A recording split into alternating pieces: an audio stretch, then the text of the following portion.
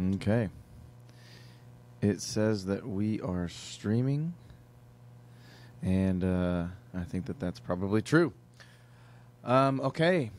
Welcome to our substitute for School of Theology. Wait, are you talking about us, or are you talking about the medium in which we are teaching? All of it. All of it. Okay. I don't know if you guys noticed, winter is kind of here, and though the roads seem fine, there has been some concern, as Luke might say, no little concern, over the condition the roads might take as it gets darker and colder.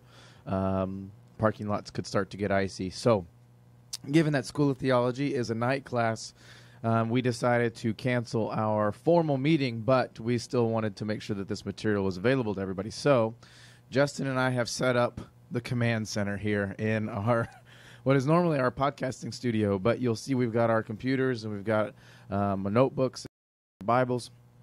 What we're going to do is we're going to still go through our lesson, the second of two lessons on the New Covenant. And Justin's going to lead us through this lesson. I'm going to play the role of the sidekick. I'm Robin. I prefer the expert student The as your expert role. student, yes. The expert student. The front of class student. And one of the cool things that we're excited to do with this class is, as Justin's going to take us all in the Scripture, we'll eventually land in Hebrews primarily, but we're gonna be going all over the place. And we now have the opportunity to do this, to switch over to. This is my computer, but as he's reading a passage, I can make sure that we're seeing it on our screens, and I can draw our attention to some of the things that he's doing. So, hopefully, this will prove useful, and we'll find other reasons to do it, and in some way, God will be glorified, and we will all grow. But enough of that. Justin, what are we doing today? Well, we are in our School of Theology class in studying the Scriptures in light of Christ. So it's a Christology class, and the angle we are taking this semester is looking at Christ, the New Testament passages which directly quote Old Testament passages.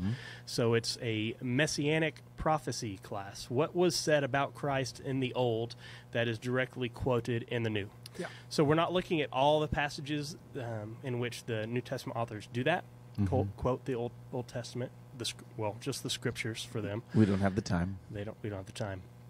Don't tempt me, Frodo. But we are looking at some prominent ones. And so as we wrap up this class, one of the main themes we see throughout the whole of Scripture is the idea of covenant. And there's a lot of thought and words that have gone into this idea of covenant because we believe we serve a covenantal God. What does that mean?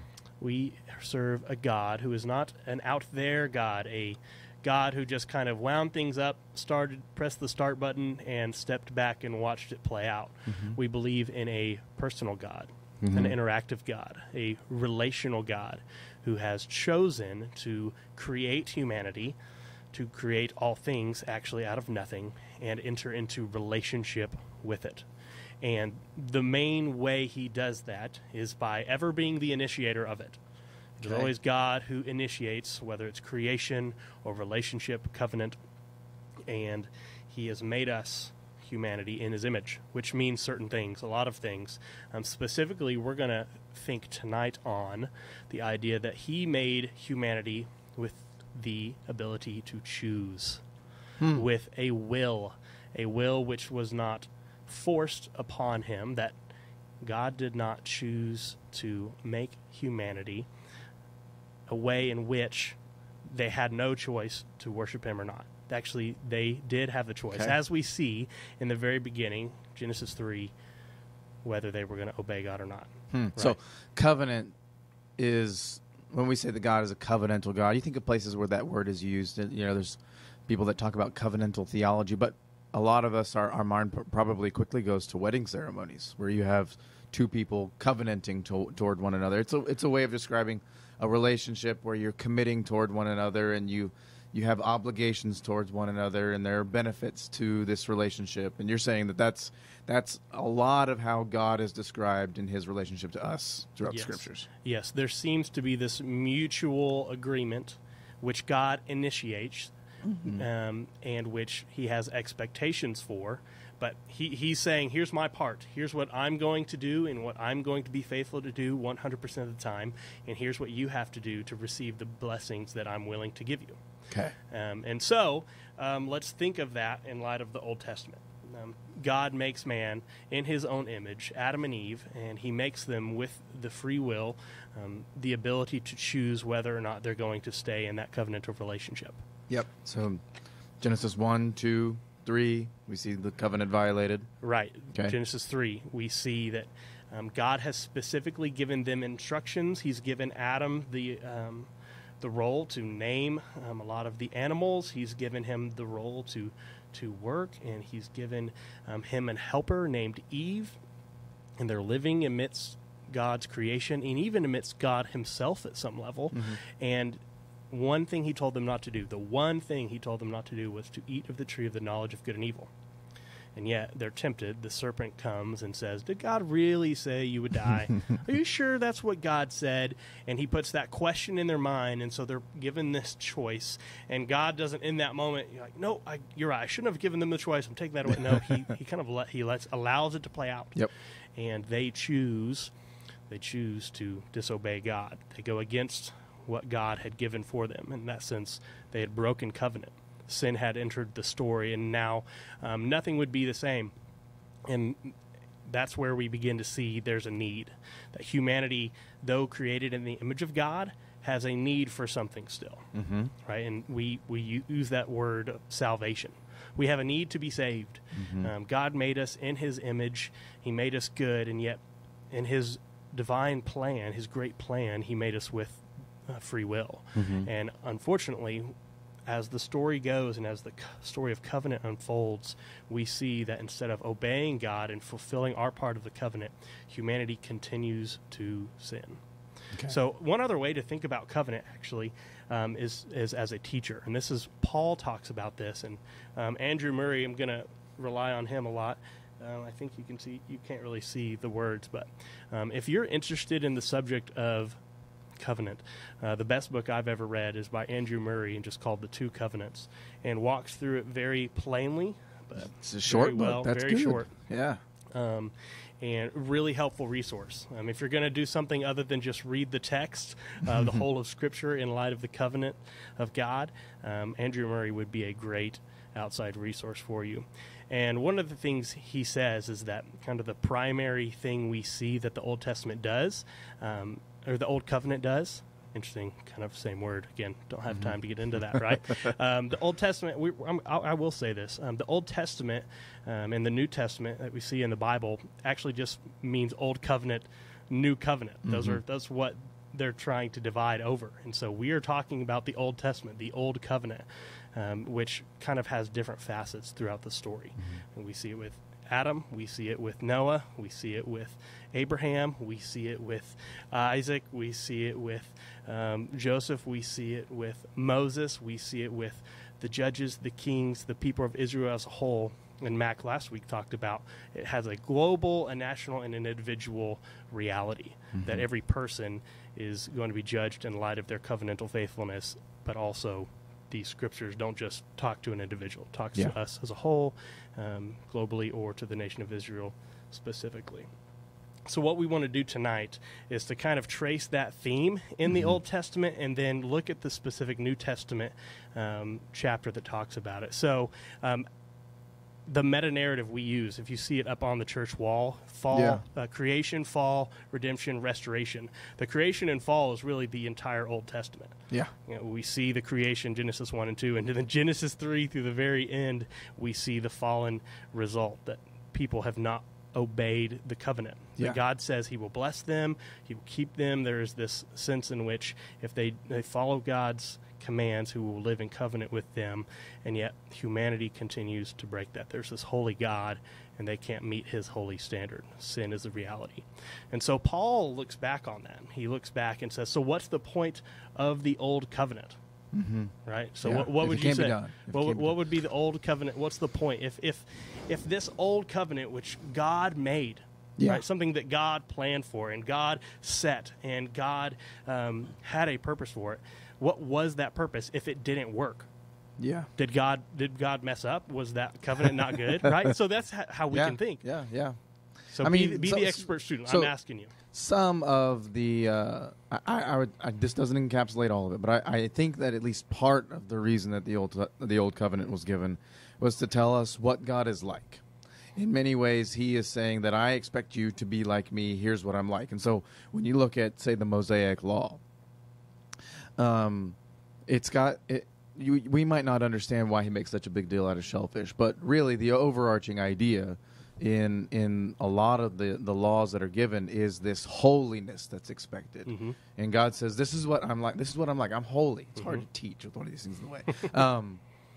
And to be my people, to be my called out separate people, you need to be holy. And of course, they have a really hard time doing that. Yes, yes. That's actually one of the verses that actually says the word covenant. It says that if you keep my covenant, you will be my holy people, my set apart people. And they just can't do it. While there's a few individuals who are described as being righteous before God, or people who fear God, or men after God's own heart, or even some women who step up to lead, and in the Old Testament, the over and above theme is that humanity just can't do it. And so not only is the holiness of God, the normalness, the corrupt nature of humanity recognized, but also, and this is directly correlated, Paul says that the Old Testament was to be a teacher for us. That the Old Testament was teaching humanity something. Yes, teaching us about the holy nature of God, but also teaching us about how sinful we are. Yes, yes. Over and over and over, we see these holy commands given by God, this great, awesome covenant that is given by God, and then how sinful and broken people are, and how quickly. I mean, that's one of the things that amazes me as I read the scriptures, how quickly after God does these amazing things or gives these beautiful, steadfast love covenants, that they disobey and they break it, right? I know. Immediately. I mean, Israel, we all most of us have this picture of the old, of Israel in the Old Testament as being this, like this super religious, even like, what's the word? Kind of holier than, I'm blanking on the word now. Legalists. We look at them as being legalists. Typically, if you look at what's happening, especially before the Assyrian conquest and the Babylonian exile, they were anything but like faithful religious people, and they were anything but legalists that worshiped God alone. They chased after every god that came down the turnpike, and so it is rather striking that you have this God who saves them from Egypt, and this God who delivers them into a land that they had no business occupying, and that He just builds them into this super powerful nation, wealthy nation under David and Solomon. Yes. And just left and right, they look like the most ridiculous group of people you can ever imagine. Right. Even in their very best, the very best of their nation, the very best of their people. Yeah. Abraham. Well, Abraham didn't trust God very long after He appeared to him in Egypt. Right? In Egypt, he tried to convince people that his wife was actually his sister, so they wouldn't kill him. Yeah, Okay, that became a theme. Yeah, a level of distrust. Yeah. Then we see Moses. Okay, he didn't obey God. He didn't get to go into the promised land because of a foolish, rash decision. David, the king which we emulate, and he's the greatest from among us, a man after God's own heart, commits adultery and murder. Yeah. Isn't able to build the house of God because of the blood shed on his hand. And so it's even in the very best of the people who by their own will at some level were able to obey and fear God, still the sin was present. Here's what Andrew Murray says in his book about some of the why of the Old Testament, of the Old Covenant. In the Old Covenant, man had the opportunity given him to prove what he could do. Okay? So God made us in His image, and He gave us the ability at some level to choose whether or not to obey Him, right? And so He gave us the opportunity to show what we could do. with the aid of all the means of grace, God could bestow. So it wasn't like God wound the clock off, wound it up and set it off, and like, see, you guys are... No, he intervened. Yeah. He spoke to them. He came to them. He showed grace to them. He appeared to them. He gave them his own presence. He protected them, right? He gave them incredible means of grace. That covenant ended in man proving his own unfaithfulness and failure. But in the new covenant, God is to prove what he can do with man. And so that's kind of the linchpin. The old was to show humanity's sinfulness. It was to show God's holiness and the great, vast disconnect. And hopefully to show and to teach humanity that because of our sin, we need something. Okay, we needed something else from this holy God. And that sets the stage for the new covenant. Now, it would be easy for us to just say we made this up to fit in our own new religion. Yeah. If that old covenant in that old story hadn't said this was coming. Yes. Right? Okay. And so one of the Jews, we actually talked about this today in staff meeting, many of our people have gone over to Israel and have asked the question, why don't you follow Jesus? Okay, what is it about your thoughts, your beliefs, that you are not actually a follower of Jesus? Tell me why you don't think he's the Messiah. Right. And What's they their said, answer? well, because our fathers and our ancestors didn't believe it back then. 2,000 years ago, they wouldn't have missed that. And as Jews, we could never have gotten that one wrong. Right. When the Messiah comes, we'll all know. Right. But Stephen's point in his speech, in his sermon in Acts 7, is that you've actually always missed it. Yeah. God has always intervened. He has always sent prophets. He has always tried to be in relationship with you and to draw you back to himself, and yet you've always rejected him and his people. Yeah. You've always turned from the covenant because you're not a holy people. You are a sinful people, and you need something else, and he sent something else. And that is actually what Jeremiah 31 says and Hebrews 9 says. So let's look.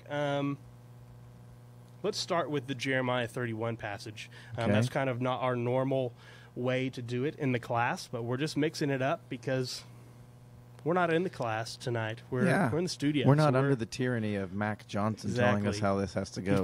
We are two loose cannons with a video camera and no restrictions. Yes, he's probably in Canada right now, turning over. Yeah. Not in his grave. He's not dead. He's not dead, but we'll hear about it later. We will. So let's turn to Jeremiah 31. Okay, so I'm going to switch over to that so you guys can see what we're talking about. We're going to start here. It's actually Jeremiah 31:31, so that's easy to remember. This is a pretty crucial Old Testament passage. Mm-hmm. So, Ryan, give us a little bit of background to Jeremiah 31. What's a little bit of the original context as we turn to look at that passage? Jeremiah is a prophet with a tall task. He's got to explain to everybody what's about to happen.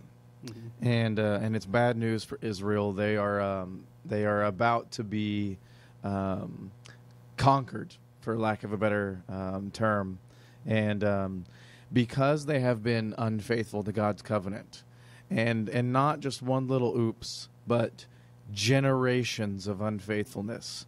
And God has been very patient and long-suffering with them, but the time has come for Him to judge them, and to, as we'll see in Jeremiah, and you see this in the other major prophets as well, but in Jeremiah you really see this purification that is going to take place by way of judgment, and that's going to be the nation of Babylon coming in and conquering. The northern 10 tribes have already gone. They've already been conquered by Assyria, but you have in the south, Judah and Benjamin are hanging on for dear life. And Jeremiah is just saying, hey, the end is coming. Here's what's going to happen. And then by the time we get to Jeremiah, so he foretells destruction, and there's going to be weeping, and you're going to be conquered and taken into slavery for a bit of time.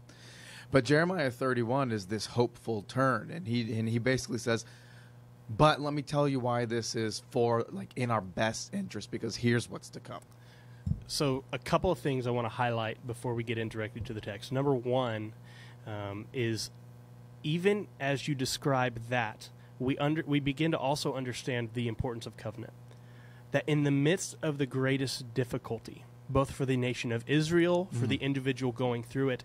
And I would even say now, as people who may seem like, I don't know if you've looked, but it still seems like things are really bad around. Yeah, we just I had don't a know shooting. if you've seen this, but people are dying and being killed, and both of cancer and of evil, wicked deeds. And fires. I mean, things don't look too great right now. In the midst of those things, what will anchor you?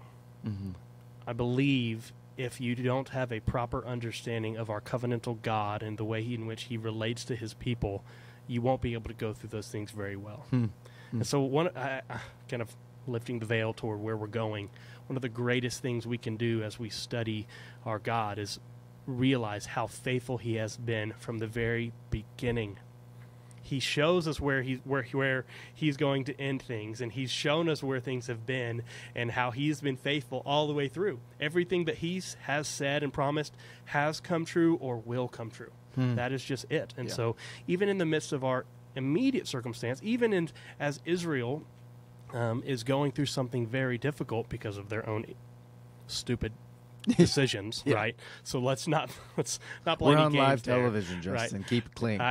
Well, Those let's be idiots. honest. The prophets and Paul used much worse language than I use. Yes. So the things were bad. Yes. Okay. It is the thing that will anchor them is remembering who God is, what he has promised, and what he is promising still, what they have to look forward to. Jeremiah 31, it really is a way of the prophet saying, look, if we look at the two parties involved in the covenant, it's always been God and his people. One of them has been perfectly faithful every time. Yes. And I'm telling you this material in Jeremiah 31 because he will continue to be faithful even when you guys are faithless. Yes. And so the other thing that I want to highlight is that the separation of the northern tribes and the southern tribes and their different timeline of judgment actually shows that they were under the old covenant, right? Because what happens if you're faithful? In the old covenant, you get blessed. Yeah. And so guess You get which the land. Guess which was more faithful, the north or the south? The south. The southern tribes were more faithful, and their judgment tarried longer. Yeah. But in the midst of what, do they have 12 or 14 kings? Like 2 of them would have been deemed good kings rather than 0 of them in the northern tribes. Yeah. And so it's not, again, we see the sinfulness of them, but God is faithful to his promises. If they obey, then he will bless them. And there were a couple kings that did obey and tried to bring, like Josiah, tried to bring the people back to God. Ultimately, not very well, because something else was coming. Yeah. Something else was coming. And here's what Jeremiah says.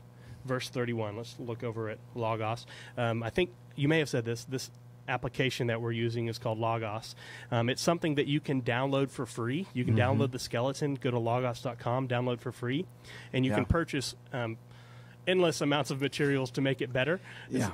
It's a sickness. But at its very least, you can download for free and use the Bible there. You can do word studies, and it's a very helpful resource to do a lot of research in a very short amount of time. There are things that Ryan and I are able to do in minutes that would have taken hours for people who only had an English translation and the Hebrew and Greek scriptures. And while we're on it, if you guys are interested in this, and you're like, hey, I put it on my computer, I don't know what I'm doing, bring it by the church. We'd love to show you. This is a very valuable tool, and it's one that I first bought it I bought like the starter pack back in seminary, and I've my wife has thoughts about this. I've poured thousands of dollars into it in terms of resources over the years, just because it has been so valuable to me. And the free version would be an instant upgrade over YouVersion in terms of your ability to study. Yeah. And so we'd love to sit down with you and say, hey, here's some of the bells and whistles and the ways that you could use it to do your own study. If you're interested in that, let us know. We'd love to share that with you. So cool. This is not paid for by Logos, by the way. But it maybe should be. We should send this to them, see what we can. We'd like to thank our sponsors, namely you who watch this and our faithful tithers. Thank you very much. So back to our blessed text, Jeremiah 31, verse 31. Behold, the days are coming. Something in the future is coming, declares the Lord, when I will make a new covenant with the house of Israel and with the house of Judah, okay, the northern, the southern, not like the covenant that I made with their fathers on the day when I took them by the hand to bring them out of the land of Egypt. My covenant that they broke, though I was their husband, declares the Lord. Okay, so there's a lot there.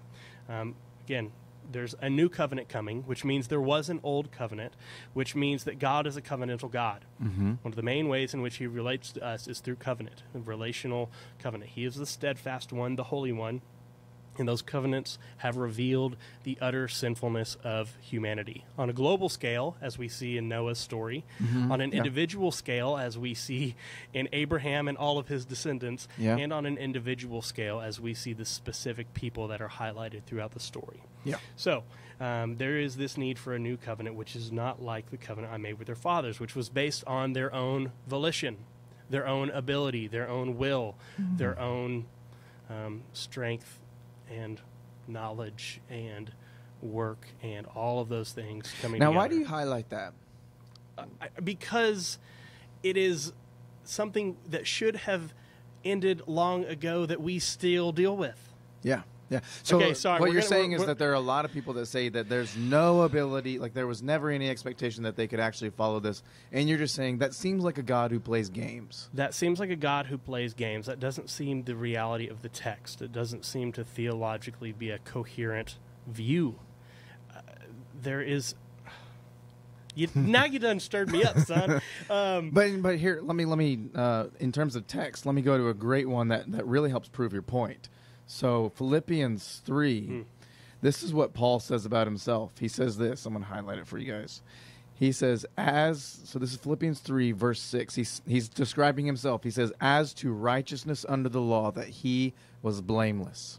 Now, either Paul is lying, or he didn't understand the law, or he is saying that what God expected of me under the law was both doable, and I did it. And so, in a sense, like we have in terms of like an expert Pharisee and Paul the Apostle, we have someone telling us that, no, there was like a real expectation that God thought we would follow this. By the way, a better exegete and theologian than anyone that I know. Right, let's just be real. And he is saying that was possible to do. Yeah. That at some level it was possible to follow the old covenant. Yeah. And he's saying in going back to Max, 3 levels, on an individual level, he did pretty well. Yeah, which means that when he killed Stephen, he was following the law. Yes. He believed that Jesus was a blasphemer, that he was claiming to be divine and he was not. To do so meant you deserved to die. Yeah. He believed that Stephen was speaking against God's sacred places, his sacred system, the temple and the sacrifices, and the prophets and the law. And to speak against that is to speak against God. Well, how can I do anything else but put those people in jail and try to correct them either through my knowledge of intellect or through the strength of arm and a stone?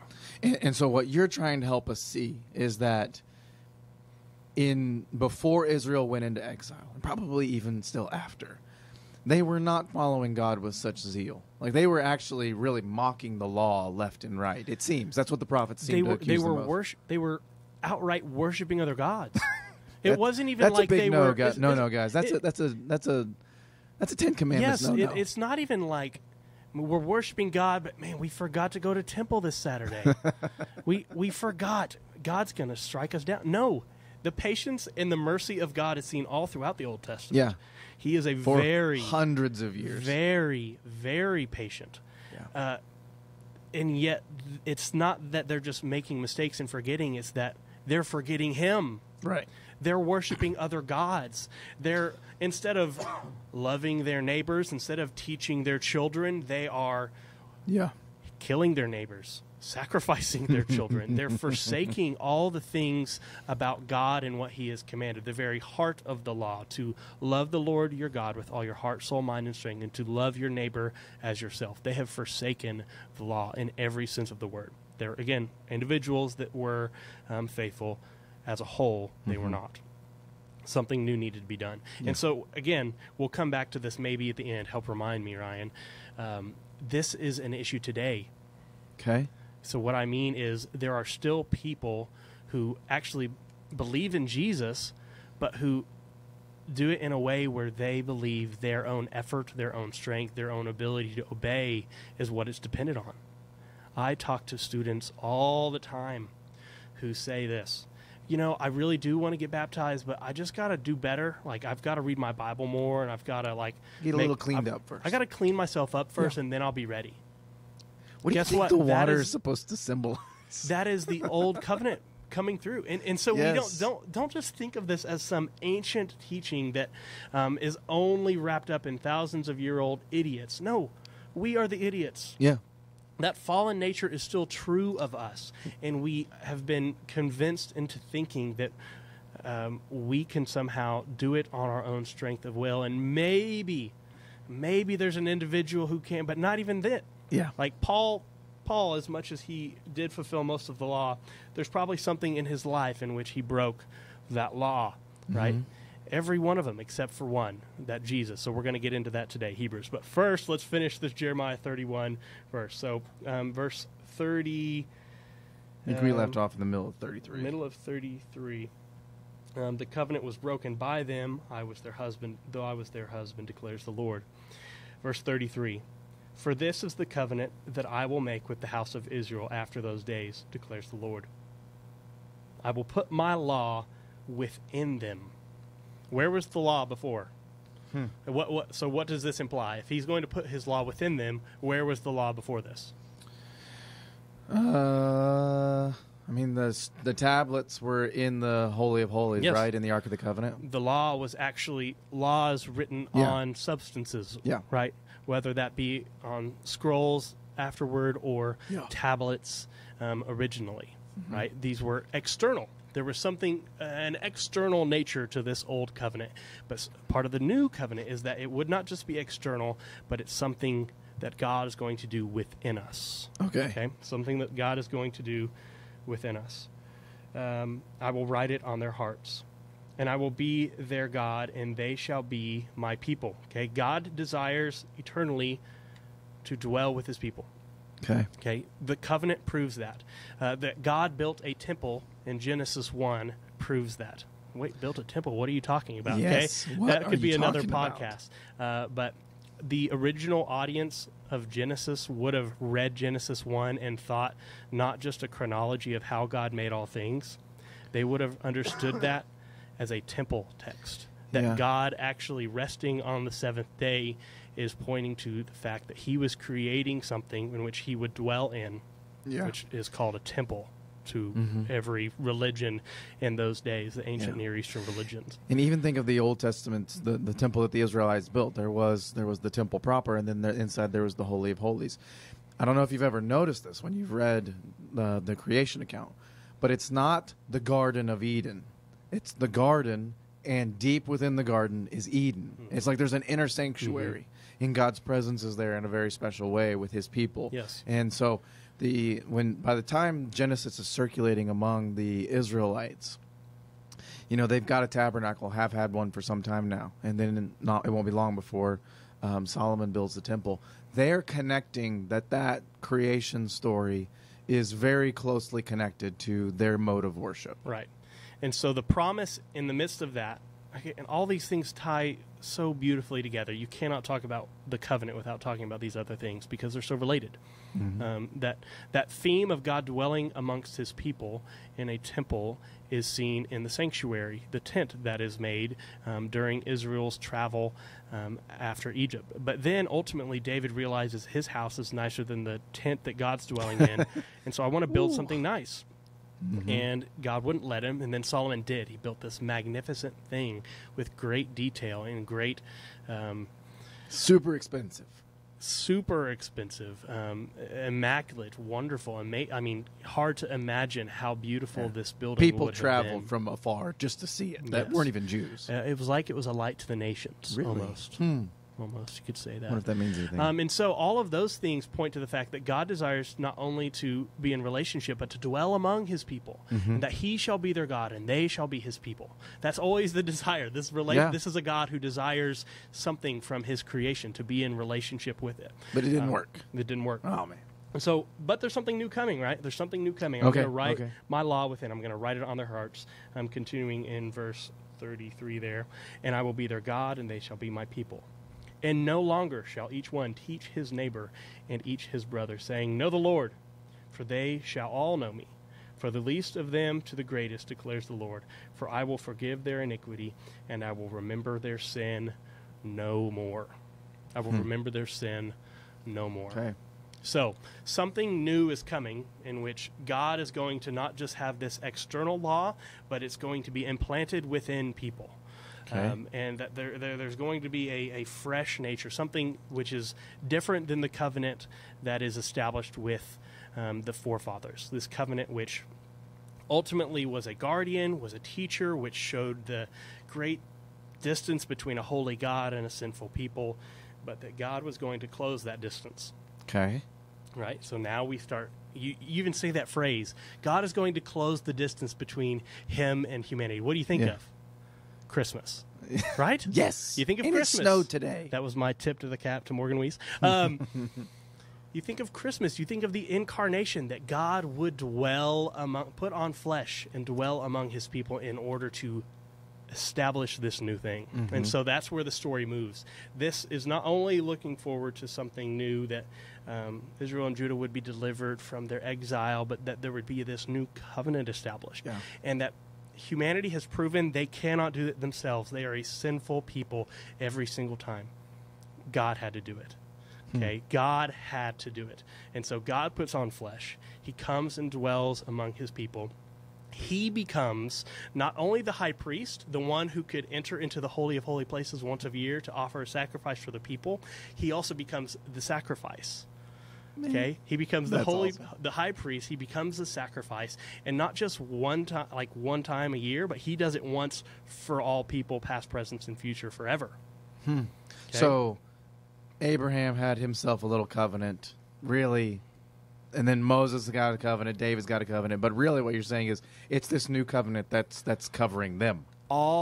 all of these things are pointing ahead to this covenant, Okay. this new covenant, which Jeremiah foretold and which Jesus inaugurated Okay. and established. Okay, so let's move to the New Testament text, which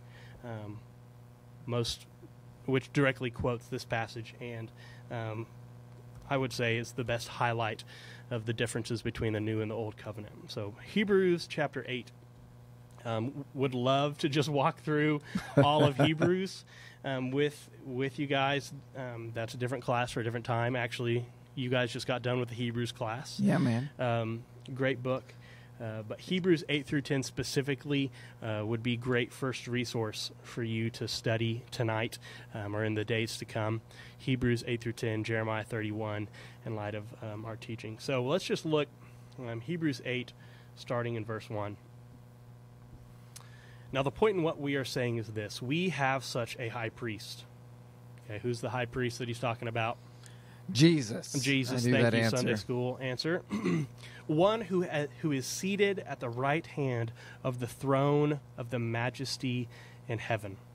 Okay, this high priest isn't just one who once a year got to go into the most holy place where the presence of God was dwelling in a unique way, but this is a great high priest who is eternally sitting in that most holy place. Yeah, and for those of you who've been with us all semester long, I hope that you're clearly catching a very direct Daniel 7 thread that's being pulled on. Yes, Daniel 7 in the past, Revelation 4 and 5 in the future. forthcoming. Yeah.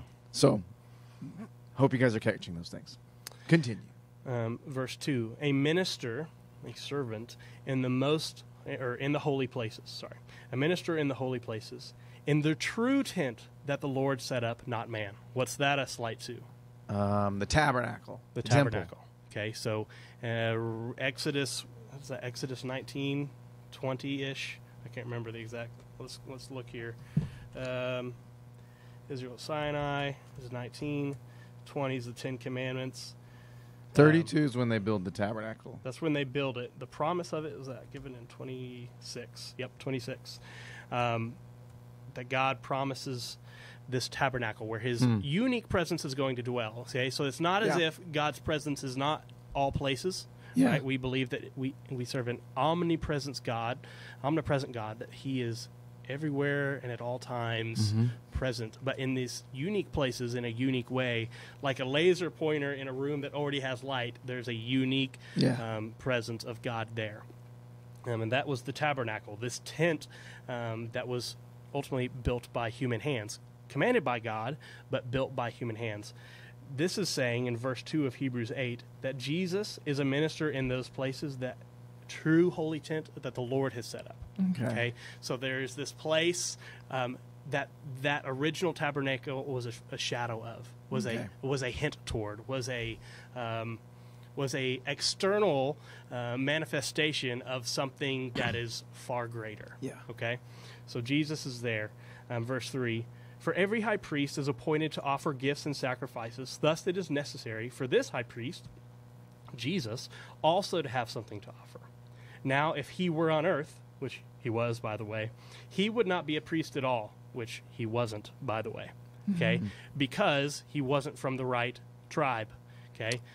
He wasn't a Levite. He wouldn't have been considered... So he would have been probably a Benjamite? No, well, he comes from the Judah. Yeah, the line of the tribe of Judah. My mistake. He's from the Davidic line. Yep. Because that's what fulfilled that promise, which we talked about a couple weeks ago. So he wouldn't have been considered a priest, but Hebrews is making the claim. The writer of Hebrews, who do you think it is, by the way? Probably Apollos. Probably Apollos. I like Apollos. I know it's not common. I think Paul. I think it could have been Paul. Maybe.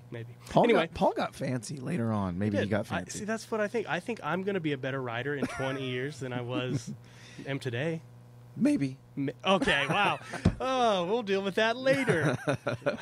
I'm just kidding. So Jesus is this minister in a much better place, and not just this tent on the earth, this external manifestation, but he is in the presence of God, the right hand of God.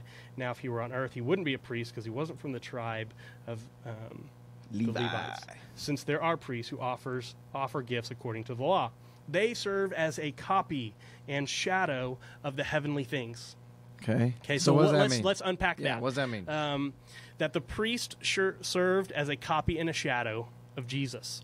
The priests would offer sacrifices. They would lead and be mediators between the people and God, because the people couldn't come into the holy place. Yeah.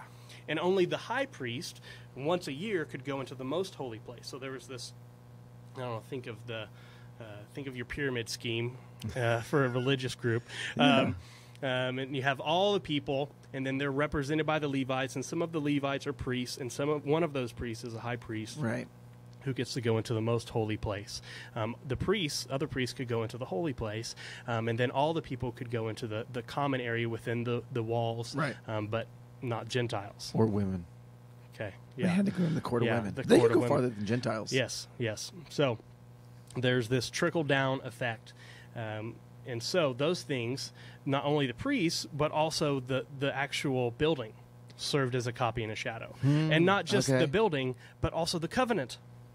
Okay, so and again, let's think of the trickle down. You have the covenant, which is kind of over all of this, and then you have the temple, and then you have the sacrificial system, and then you have the priests and the actual sacrifices, and you have all of that leading into what God has. And all of it is a lesser version of what's to come. All of that is pointing forward to something greater. This new thing that Jeremiah foretold in Jeremiah 31, and which has come to fruition in and through the work of Jesus. And the writer of Hebrews trying to help us see that they serve as a copy, a shadow of the heavenly things. So think of the shadow.